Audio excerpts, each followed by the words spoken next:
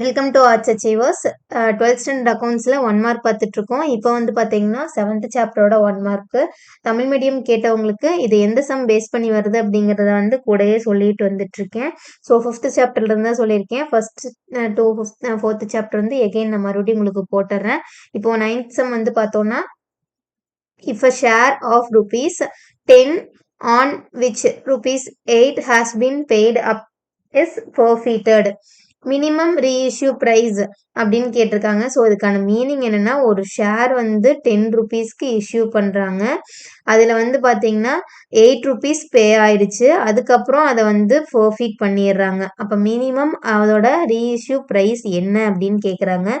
So 10 rupees share 8 rupees pay ஆனதுக்கப்புறம் forfeit பண்ணாங்கன்னா remaining இருக்கக்கூடிய அந்த 2 ருபீஸ் தான் வந்து மினிமம் ரீஇஷ்யூ ப்ரைஸ்.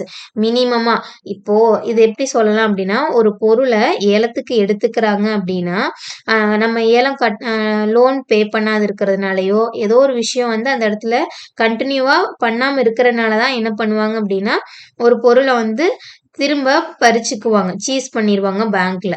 ஸோ அப்படி இருக்கும்போது அதோட மதிப்பு திரும்ப ஏலத்துக்கு இடும்போது இதோட குறைந்தபட்ச ஏல மதிப்பு அப்படின்னு சொல்லி ஒரு விலை சொல்லி விற்பாங்க இல்லையா?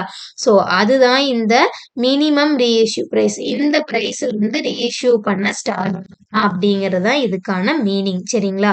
ஸோ ஒரு ஏலத்துக்கு நீங்க வந்து எல்லா விஷயத்துலயும் பார்த்திருப்பீங்க, ஒரு படத்துலயோ எல்லா விஷயத்துலயும் பார்த்திருப்பீங்க, சீரியல் ஆகட்டும், எல்லா விஷயத்துலயும் குறைஞ்சபட்ச ஏல மதிப்பு அப்படின்னு சொல்லி தான் ஸ்டார்ட் பண்ணுவாங்க. ஸோ அந்த ரீஇஷ்யூ சேல் பிரைஸ் தான் வந்து இங்க கேட்டிருக்காங்க. ஸோ மினிமம் பிரைஸ் இந்த 2 ருபீஸ். ஓகேங்களா? ஸோ 2 ருபீஸ் அப்படிங்கிறது தான் ஆன்சர். நெக்ஸ்ட் வந்து 10th சம். இந்த 10th சம் அப்படிங்கிறது வந்து பாத்தீங்கன்னா இல்ஸ்டேஷன் 10 பேசிஸ்ல இருக்கு. இல்ஸ்டேஷன் 10 அப்படிங்கிறது எந்த மாதிரி பார்த்தீங்கன்னா ஃபர்ஃபீட் பண்ணுறது. இது வந்து பார்த்தீங்கன்னா சுப்ரீம் லிமிடெட் அப்படிங்கிறவங்க ஷேரை வந்து ஃபர்ஃபீட் பண்ணிடுறாங்க. 100 ஷேரை வந்து சீஸ் பண்ணிடுறாங்க.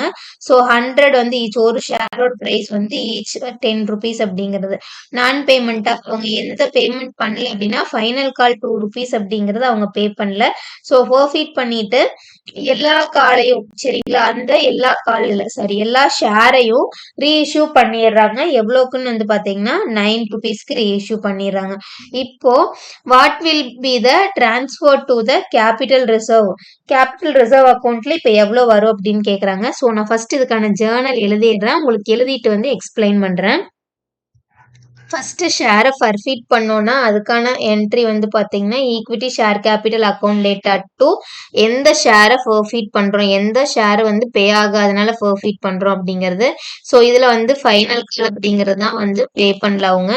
ஸோ அதனால to equity share final call to share forfeited. So மொத்த ஷேர் எவ்வளோன்னு வந்து பார்த்தீங்கன்னா 100, மொத்த ருபீஸ் வந்து 100 × 10.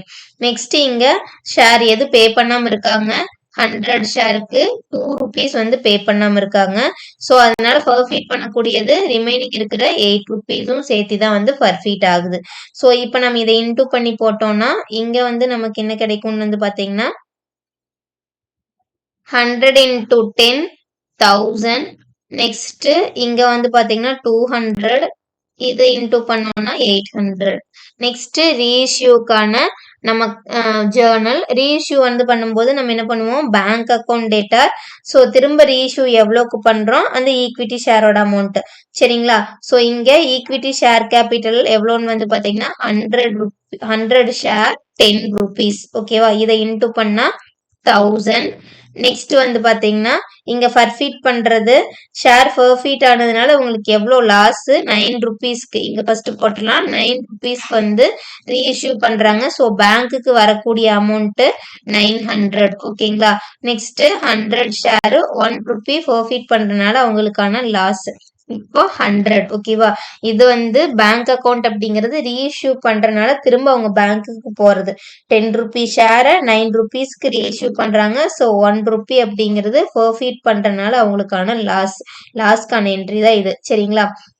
இப்போ மொத்த ஷேர் இங்க 100 ஷேரை வந்து 100 ஷேரையுமே ரீஇஷ்யூ பண்ணிடுறாங்க. சரிங்களா?